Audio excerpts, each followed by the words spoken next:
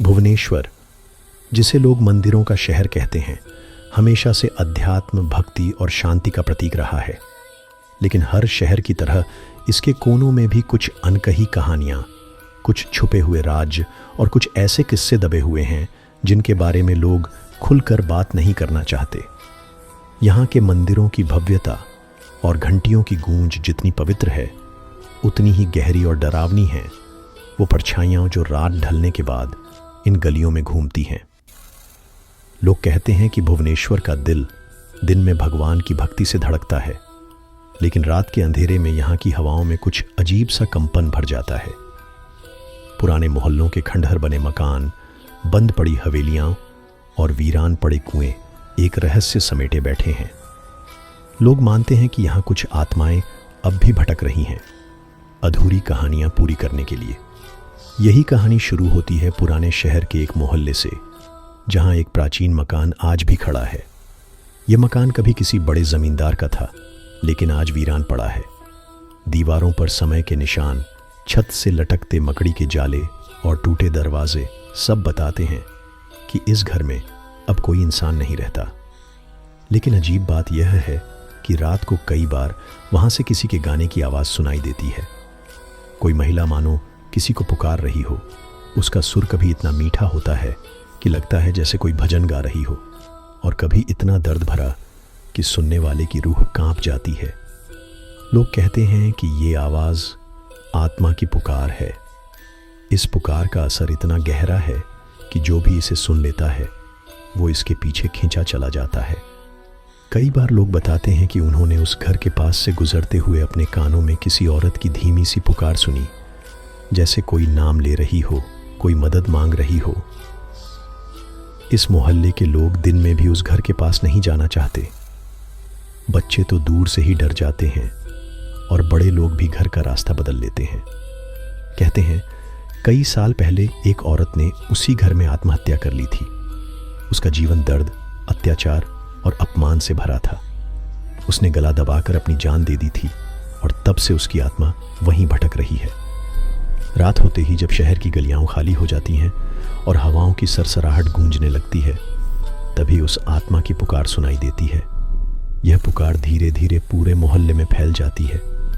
शुरू में धीमी और कोमल आवाज़, जैसे कोई किसी को याद कर रहा हो, लेकिन धीरे धीरे वह इतनी तेज़ और भयावह हो जाती है कि सुनने वाले का दिल कांपने लगता है।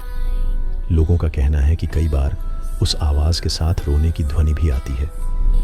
कोई औरत जैसे छटपटा रही हो, रो रही हो और किसी अदृश्य कैद से निकलने की कोशिश कर रही हो। लेकिन सबसे डरावनी बात यह है कि कई लोगों ने उस घर की खिड़कियों में एक सफ़ेद साया देखा है। लंबी काली जुल्फ़ें, सफ़ेद साड़ी और लाल आँखें।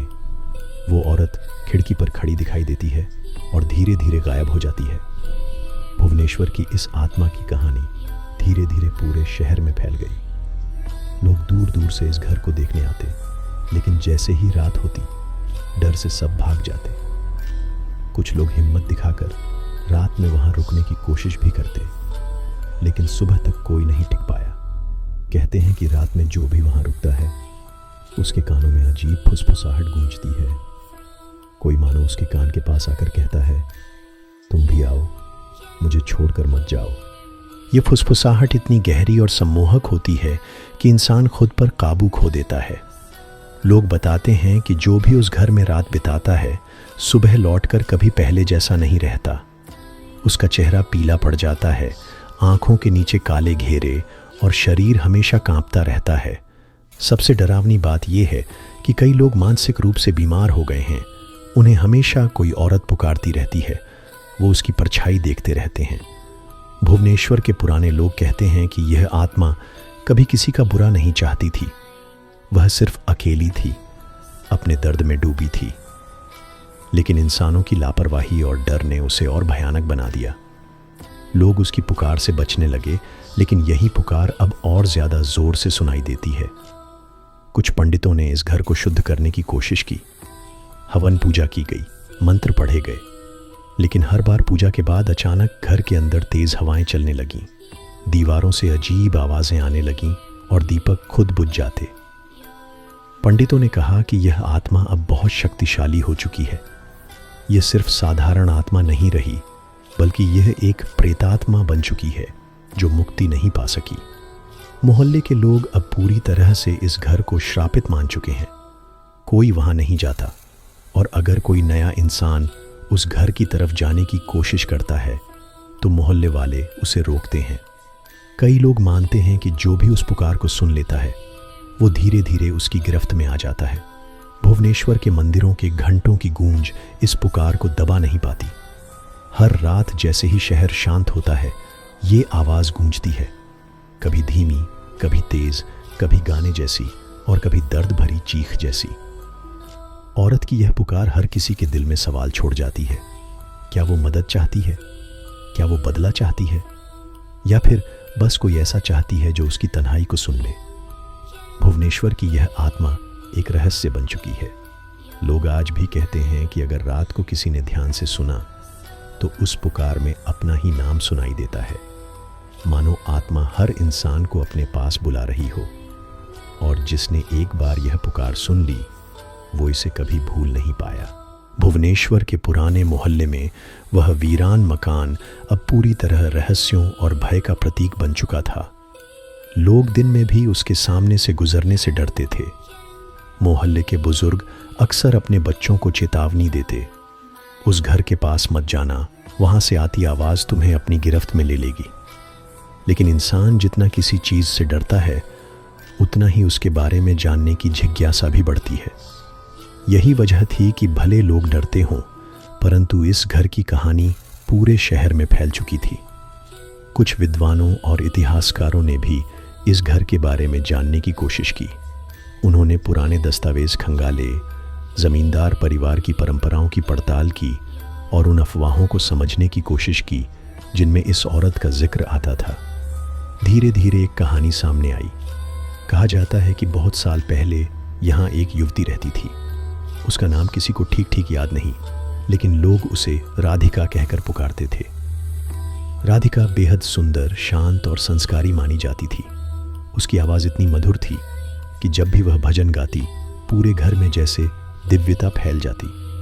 जमींदार परिवार में रहते हुए भी उसका जीवन आसान नहीं था।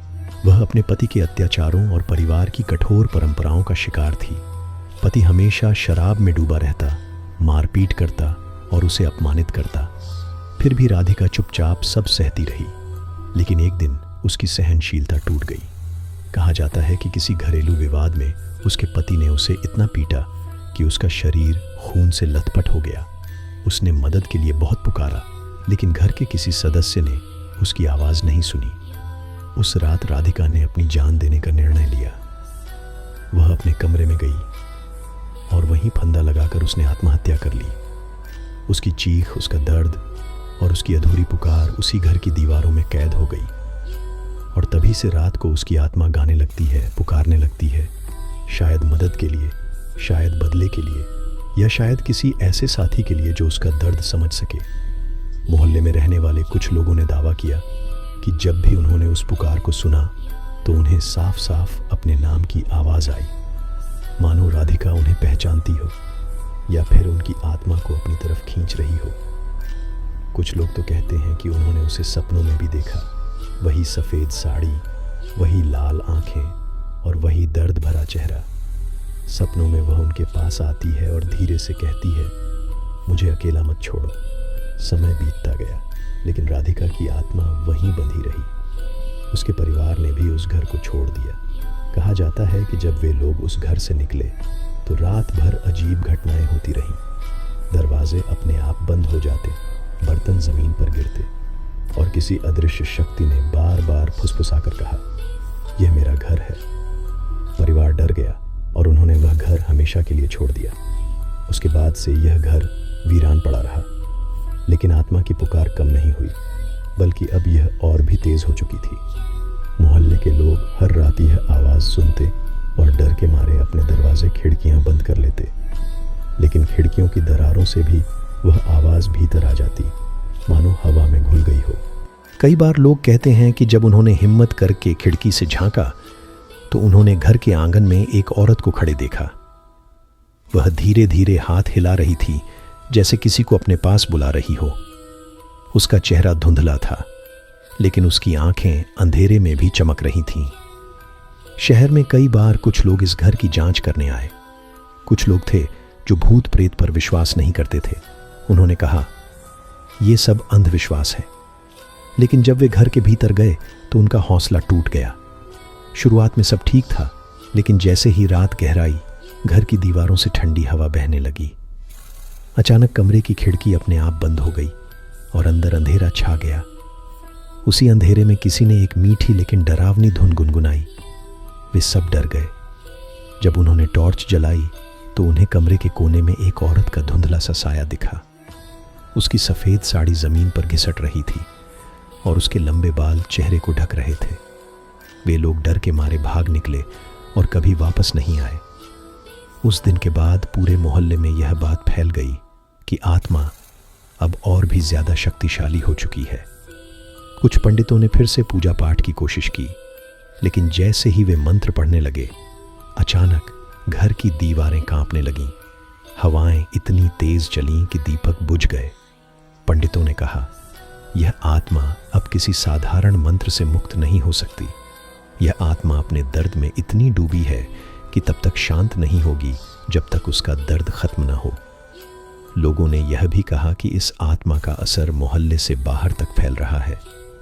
कई बार राहगीरों ने भी उस आवाज़ को सुना।